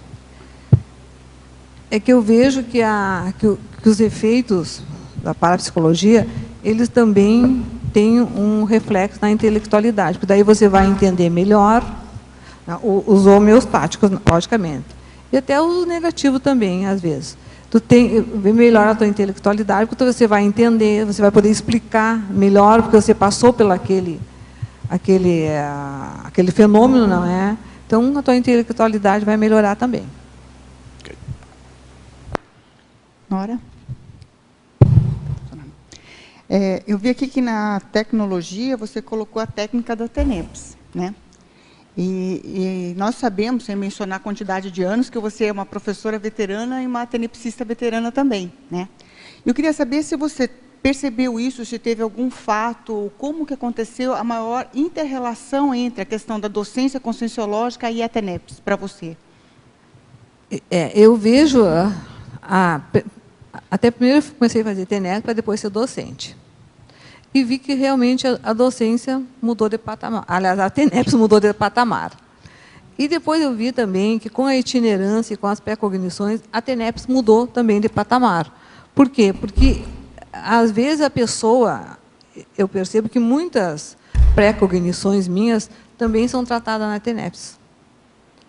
E às vezes eu dou aula, venho embora, nunca mais me lembro do aluno, e depois passa 2, 3 dias, e eu percebo ele na TENEPS também, daquela pré-cognição. Então eu vejo que a TENEPS ajuda muito também essa... Bem, não teria como não ajudar, não é, Evelise? Essa assistência que a gente presta para os alunos. Então, até vou aproveitar aqui, porque também outro me chamou a atenção, aqui quando você colocou na fatologia, a questão da autoprontidão assistencial. E aí me ocorreu bem isso, assim, né, que a ideia, o senso comum diz assim, para a gente ter prontidão, a gente precisa ter uma disponibilidade íntima, e isso é suficiente. Mas, pelo jeito, não é. A gente precisa qualificar essa autoprontidão, seja através da docência, seja através da TENEPS, juntando quantas técnicas assistenciais a gente possa estar lançando mão para nos qualificar. Então, assim, no seu caso, porque né, eu seria um exemplo, como é que aconteceu, por exemplo, essa motivação? Qual foi, ou quais são os traços conscienciais que você tem, que está sempre buscando alguma melhoria contínua para melhor, como dizer, estamos em obras para melhor servi-lo, né? Quer dizer, para poder ajudar as pessoas. O que te motiva e que traços que você tem que ajudam nessa condição de autoqualificar-se para ser melhor assistente? Olha, acho que o que me motiva é a própria assistência. Tá. O resultado? É o resultado da assistência. Porque eu vejo que quando a gente faz uma assistência e aquilo, tu tem, às vezes,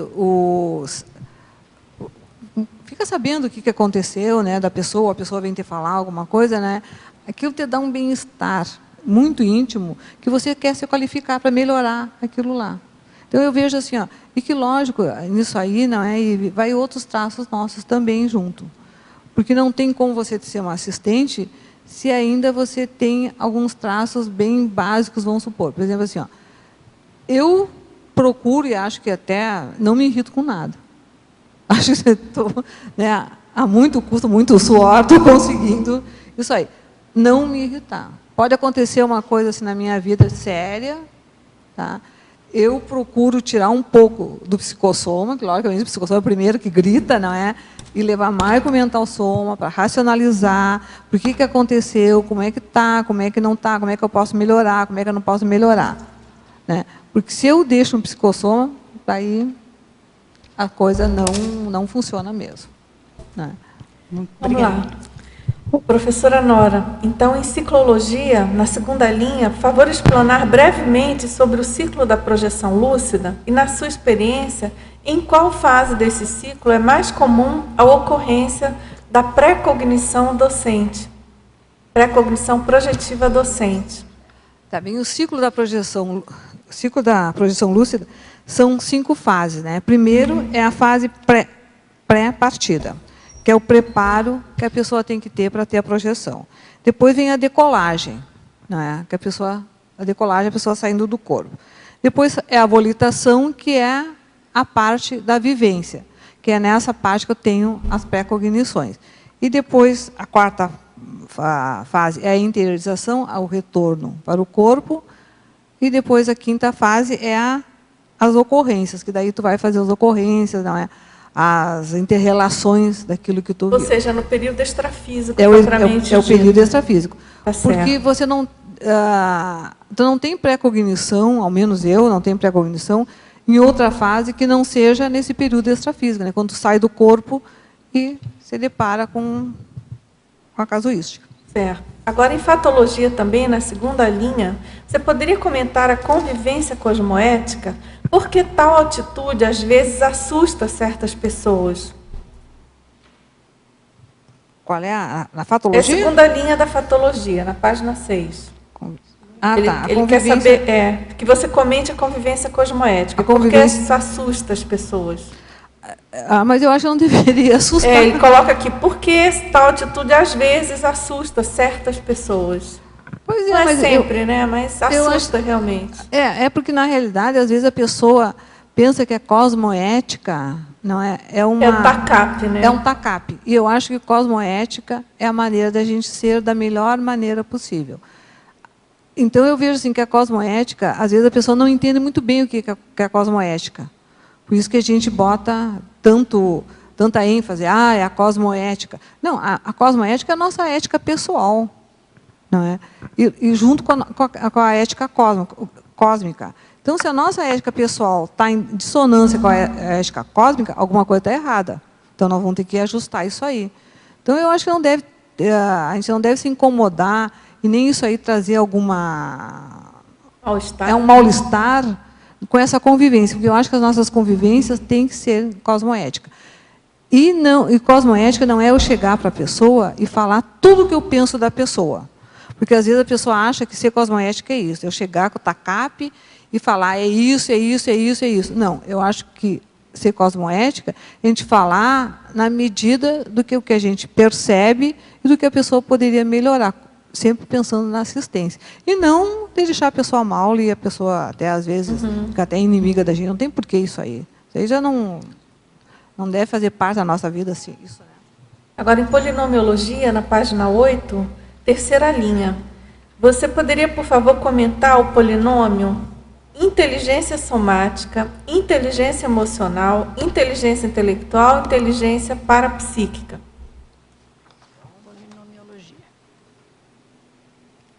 Polinomiologia. O polinômio. Inteligência somática é a nossa inteligência do soma, não é? Inteligência emocional do psicossoma, inteligência intelectual do mental soma, não é? E inteligência parapsíquica é o parapsiquismo. Eu vejo que a gente tem que unir todas essas inteligências numa só. E não fazer isso aqui didaticamente é repartida. Mas, na realidade, eu vejo que a gente tem que unir numa só e ser uma inteligência só, que te ajude tanto no mental soma, como no teu psicossoma, como no teu soma. A questão do psiquismo, né, que pressupõe essa conjunção aí imediata aí na hora da assistência, né? É isso aí. Pode ajudar. É isso aí mesmo. Agora, realmente, essa apreensão aí das 4 é bem interessante, bem importante. É interessante porque, didaticamente, a gente tem que colocar assim, né? Mas eu acho que não, a gente não pode separar. Tem que ser uma coisa só. Como eu estou dizendo, o psiquismo, a gente vai fazendo as coisas. Agora, o que você me diz quando, no início de minha docência, eu não sentia tanto assédio como agora, após 3 anos em sala de aula? Eu acho que você está de parabéns.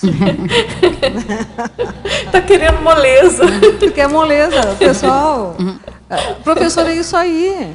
Professor não pode ter moleza. Eu acho que é como eu falei, não adianta a gente achar que vai lá só dar uma aula teórica. A gente tem que pensar na assistência. Então, meus parabéns, que tenha cada vez mais assédio, mas daí tu tem que se preparar para isso aí. Vai fazer sua TENEPS, vai circular suas energias, vai fazer seu EV, vai fazer sua desassimilação, porque o professor também não pode sair da aula todo assimilado, não é? E boas aulas para você, isso aí mesmo. Bons assédios, vamos dizer assim. Os assédios, sim, conforme os alunos, não é? Vai ser 10, 20, 30... Agora, no item 6, discernimento, na página 10.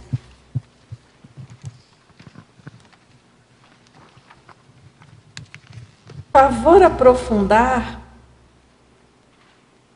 sobre evitar durante as aulas evocações de parafatos projetivos relacionados aos alunos. Essa evitação da evocação é pensênica ou verbal? Eu acho que tanto pode ser pensênica ou verbal. Porque é assim, ó. Vamos supor, tá, tive a pré-cognição, vou lá, dar aula, e daí o aluno começa a falar, como eu falei, não é? E daí eu começo a evocar todo aquilo que eu vi na pré-cognição. Aquilo que eu vi na pré-cognição já foi assistido pelos amparadores. Porque quando o aluno se expressa, ele vai se expressar com menos emocionalidade. O fato que ele vai trazer, eu percebo que ele já traz um fato mais racional. Então, se eu pensar na pré-cognição, que a pessoa estava com assediadores, estava carregada de emoção, eu vou puxar tudo aquilo e vou jogar de novo na pessoa? Não é assistencial, né? Então, por isso que eu não invoco, eu só relaciono. Poxa, isso aí é daquela minha pré-cognição, não é? E vejo o que ele vai apresentar. E vejo que as manifestações dele são muito mais tranquilas do que na pré-cognição. Então, eu vejo que a pré-cognição ocorre 1, 2, 3, 4 vezes, às vezes mais, para realmente tirar toda essa carga emocional que a pessoa tinha. Tanto é que, como eu falei antes, na própria fala da pessoa, a pessoa vai falando e daqui a pouco ela se dá conta que ela pode modificar tudo aquilo ali. É como eu digo, parece que é vamos supor, o amparador entra e ela parece que daí na hora ela tem aquela lucidez, porque ela tem os assediadores já, não é? De ver como é que ela pode reorganizar toda a vida dela para superar algumas coisas, né? Então, eu vejo que é bem isso aí que ocorre. Você quer perguntar? Oi, Nara. Efeitologia, na página 7, na segunda linha, os efeitos evolutivos da companhia de amparadores de função. Em relação aí ao automotivador, né, das nossas recins em função desse trabalho de ombro a ombro aí, né, com o amparador de função. O que você tem aí para falar para nós sobre isso? Esses efeitos, eu vejo assim, que vamos pensar na nossa TENEPS. Na TENEPS, a gente fica 1 hora ali com nossos amparadores da TENEPS.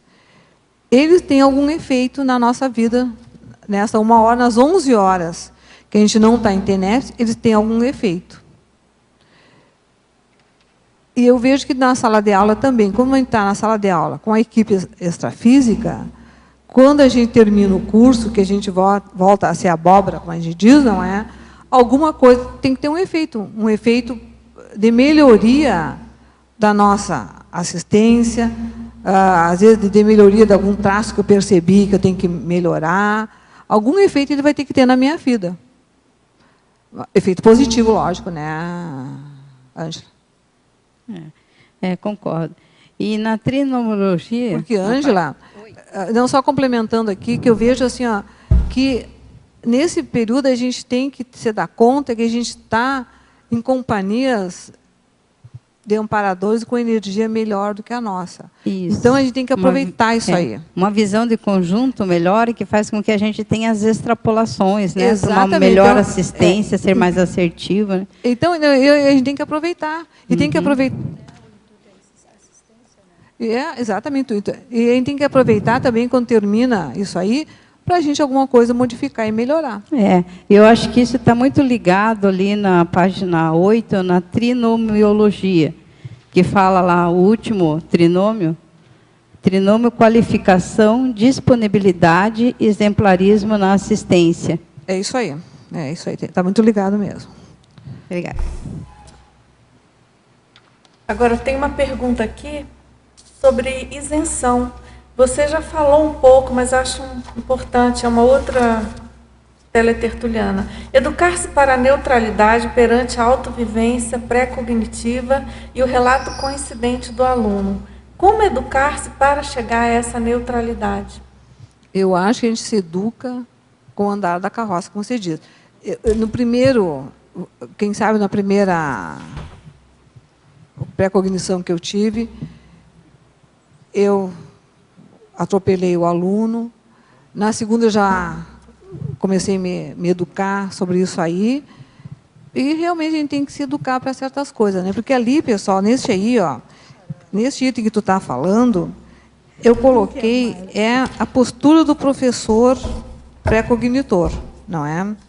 Então, eu coloquei 15 itens, que eu acho que esses 15 itens, o professor, lógico que tem, se eu quisesse, eu botava mais 50. Claro. Mas esses 15 itens, eu acho que a pessoa tem que se ater quando ela tem um fenômeno e que ela, na realidade, não pode passar em sala de aula. Porque eu vejo, Dulce, que a pré-cognição, ela é um fenômeno que tu já sabe com antecipação o que vai ocorrer em sala de aula. Então, tu tem que ter um certo respeito àquela consciência que vai ser assistido e um respeito aos amparadores que estão confiando em você para ajudar naquele ponto ali. Certamente. Então, eu vejo assim, porque é uma informação que só você tem. Mas é uma informação assistencial, não é informação de só saber da vida da pessoa por saber. Né? Aí entra a responsabilidade. Entra a responsabilidade, que a nossa responsabilidade é muito maior. Isso. Muito bem, nosso tempo está esgotado. Eu agradeço a participação de todos, tertulianos, teletertulianos, a professora Nora, aguardamos aí os próximos verbetes, tá certo? Muito obrigado. E os nossos comerciais. Obrigado. Hoje tivemos 24 assinaturas no livro de presença, 19 perguntas presenciais, 23 online. Os recados são da Keiko sobre o programa Verbetografia, a Marta Ramiro sobre a Semana da Paracientífica e a Marta sobre a etnia cigana, a Sofia sobre a Semana de Atividades da IAC em Foz do Iguaçu.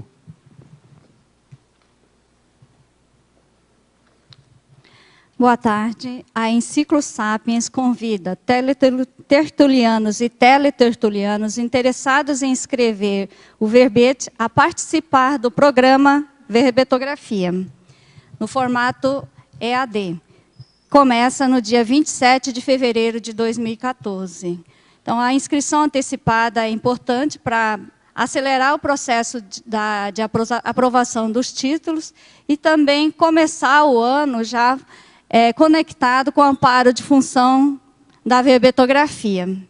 Mesmo aqueles que já fizeram o curso, mesmo aqueles que já defenderam os verbetes, podem refazer o curso, né, visando o veteranismo interassistencial.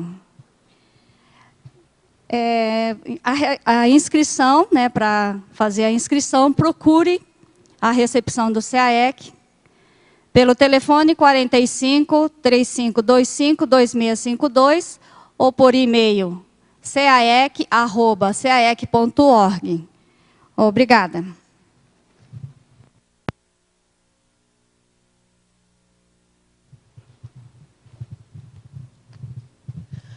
Boa tarde a todos. Nós queremos convidá-los para a primeira Semana Paracientífica da Conscienciologia e primeiro Simpósio Teáticas da Conscienciologia.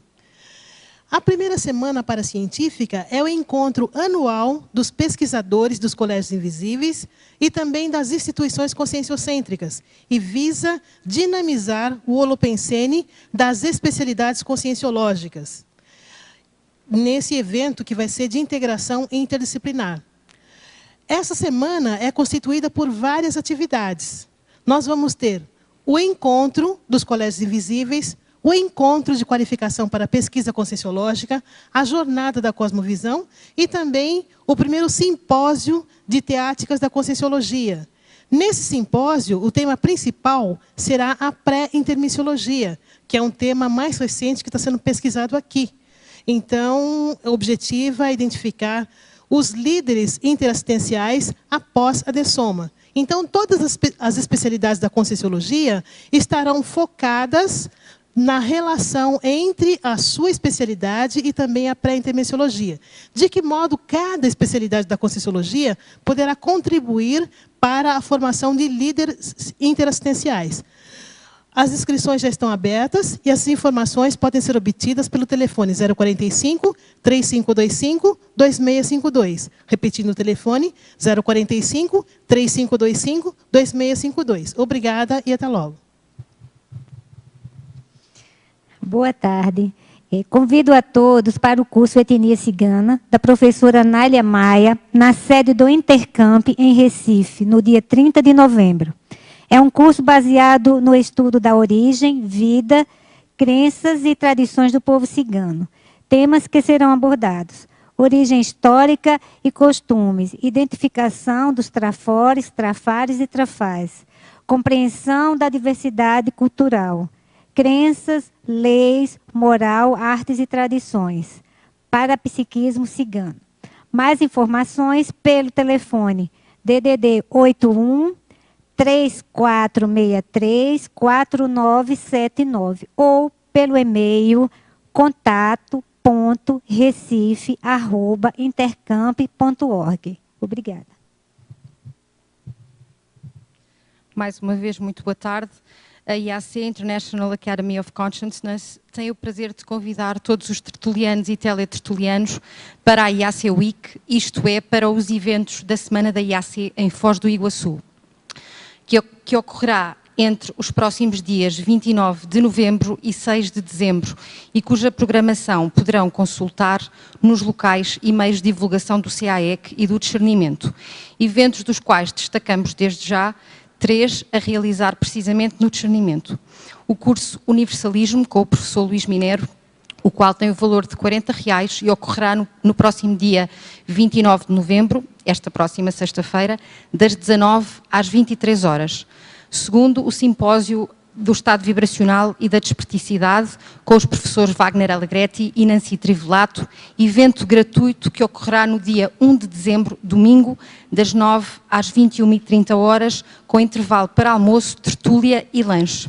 E, por fim, o terceiro, o curso Ascensão e Queda dos Movimentos e Instituições Parapsíquicas, que tem o valor de R$50 e ocorrerá, por sua vez, no dia 5 de dezembro, quinta-feira da próxima semana, das 9 às 16 horas, com intervalo para o almoço. A IAC conta com a vossa participação. Muito obrigada.